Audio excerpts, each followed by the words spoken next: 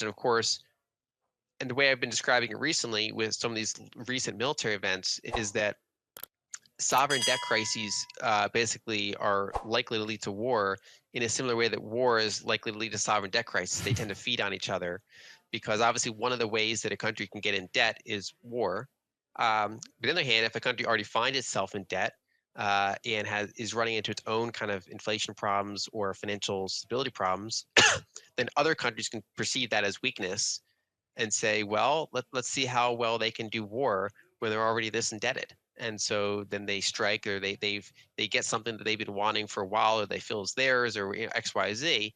And so we are seeing, I think, an uptick in just more hostile actions globally. In this snippet from Lyn Alden's Insights, she delves into the potential ramifications of a financial collapse, drawing parallels to historical events.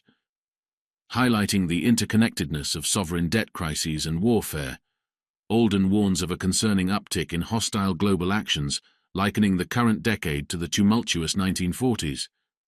With increasing signs of kinetic warfare, she emphasizes the critical role of leadership and public sentiment in steering the world away from potential devastation.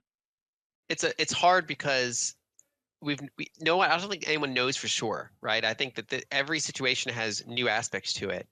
Um, Basically, it would look like, I think Luke Groman has used this term, basically like the U.S. with Argentina characteristics, more or less. Like it's kind of like some hybrid between a developed country and a developing country when they go through a currency problem, in the sense that you could get a period of just uncontrolled inflation and polarization in politics because of that. And one of the reasons it's dangerous is that you can get, part like the last monetary reset that happened. Um, uh, Brought, for example, extremism out of Europe. And in the United States, we had big changes too. They weren't as extreme, but they were big changes of centralization and things like that. When Russia went through theirs, obviously that was a very strong tilt to the other direction that was devastating for the people. And so that's the risk in this situation.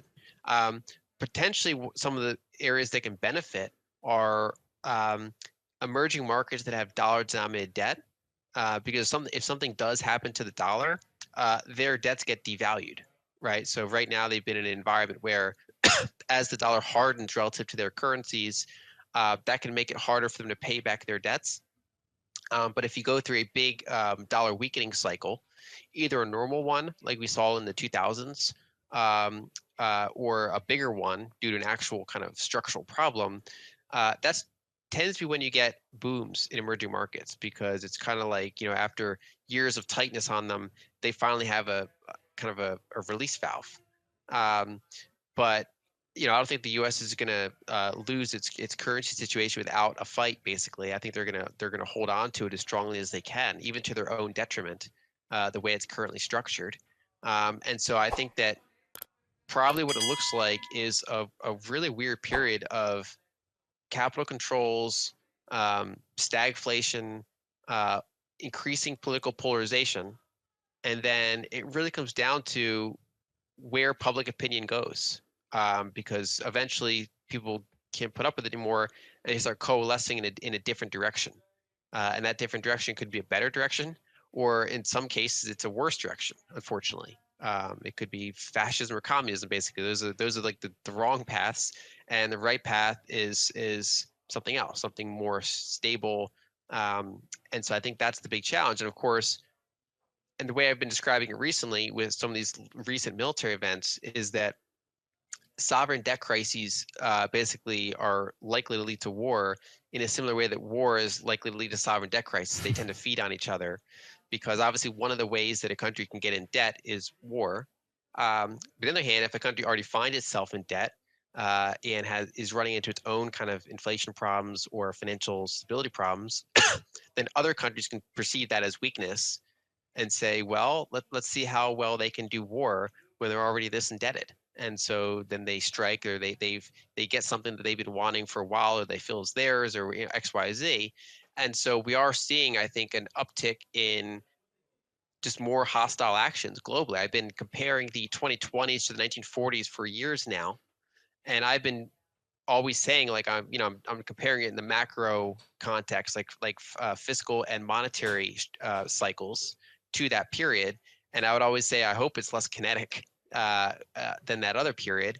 We're unfortunately starting to see early signs of increasing kinetic war, and so that's a big variable. I mean, I don't know what the world's going to look like in 5 years. Maybe it stays at a simmer, or maybe something more devastating happens.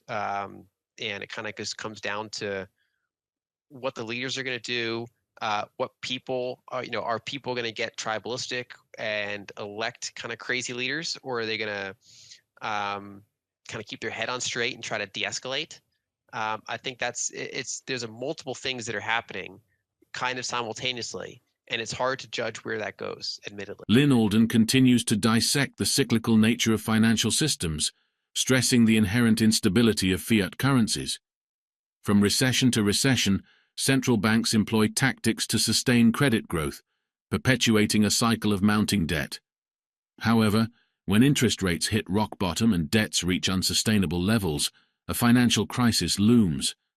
Alden elucidates how this crisis often culminates in a transfer of private debt to the public sector, leading to currency devaluation and potential monetary system resets.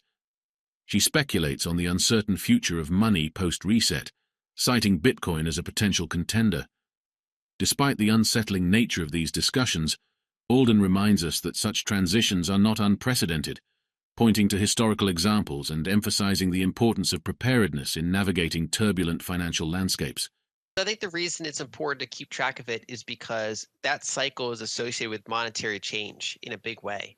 And what I described before is that fiat currencies, the big ones at least, are metastable, meaning that they have some degree of stability during their lifetimes, but they are not fully stable. And so small amounts of problems build up and get papered over from recession to recession to recession. But the problem is they don't go back to their prior baseline each time. That'd be a stable system.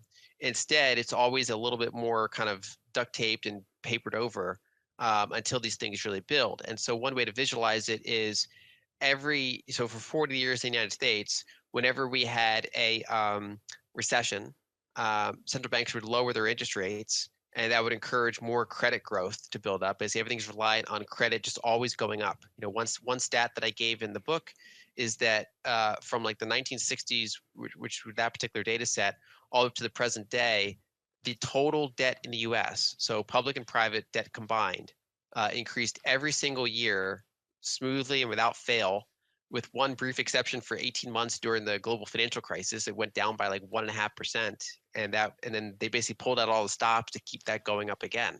And so what happens is that without constant credit growth, the system as it's currently designed starts to fail. So they lower interest rates and they encourage and allow for higher levels of debt loads without having higher levels of interest expense. And that's a cycle that kind of just recession after recession after recession keeps happening until they run out of room. They basically hit zero interest rates or even mildly negative interest rates, and debts are extraordinarily high. And then they run into basically a financial crisis that happened in 1929 and it happened in 2008. That's basically when zero is not enough, when zero interest rates are not enough to kind of keep the system going. And so then there's expansion of the monetary base. There's a transfer of private debt to the public realm, basically money printing. But then that last part of the cycle is that if money, it's kind of like the problem keeps getting kicked upstairs, right? So it's like, you start in the private sector, it goes into the banking, the real estate sector goes in the banking sector, and eventually a lot of that excess gets just put into the sovereign level. Mm. And then the problem there is that once a sovereign is highly indebted and interest rates are no longer going structurally down because they basically bounced off zero, and if they're ever having any sort of inflation challenge, and if they raise rates, those interest rates are a much less effective tool for controlling inflation because they blow out the fiscal deficit. If you have like 150% debt to GDP and you raise rates to 5%, you're going to vastly increase your fiscal deficit. And then if you're like Japan, the central bank is stuck monetizing it even during periods of above target inflation. And so generally, when systems get to that point, they start getting on track for a reset, or perhaps a less loaded word is recapitalization, where they end up, if it was an emerging market, they would default and restructure on their debt because they would have debts that they can't print, like dollars. But in countries where the liabilities are printable, they basically devalue the currency significantly, and that's been a cycle that's repeated several times.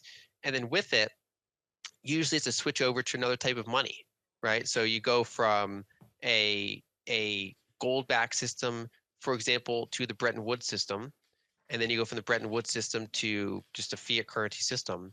And the question is, and this is why it's relevant today, is what's on the other side of this system, right? So as the major powers, and it's not going to happen in 6 weeks, but I mean over the years or decades ahead, as these big countries work through their untenable debt loads, and they no longer have that declining interest rate to offset them, as they either sharply devalue their monies, damage their own monetary network effects, especially in a world where new things exist now. What's money going to look like on the other side of this event horizon? And we don't know yet. I would say, I would argue that Bitcoin right now is a strong contender. I also think depending on when that happens, there can be a period of central banks recapitalizing themselves with their gold. So a kind of a sharp currency devaluation that then gets kind of tethered to gold for a period of time to regain kind of stability and confidence in it. But these are kind of uncomfortable situations. I mean, these are something that if you talk about them, you sound like a doomsday person. But really, I mean, these things have happened in like our parents' lifetimes, and in emerging markets, they happen all the time. And if you describe a period of high inflation due to a sovereign debt problem, and people say, no, that's doom talk, and I say, no, that's literally, I for example spent the summer in Egypt, and they were having 37% inflation when I was there, and it was terrible, but it wasn't doom. It's like life finds a way. It's not saying that it's the end. It's just saying that there's a transition period, and there's chaos, and there's risk, and there's people get hurt by it, people get helped by it, depending on what's how well positioned you are for it. And it's just a messy situation that sovereigns go through once they start getting very indebted. As we conclude today's enlightening discussion, let's recap the key insights from the transcript. We've delved into the complexities of global monetary systems and the potential challenges ahead, including currency crises, inflation, and geopolitical tensions. Our guest has provided valuable perspectives on the cyclical nature of financial systems, the risks associated with excessive debt, and the possibilities for monetary change on the horizon. Thank you for joining us for this thought-provoking conversation. If you found this discussion informative, be sure to subscribe to our channel for more insightful content. Don't forget to like this video and share your thoughts in the comments section below.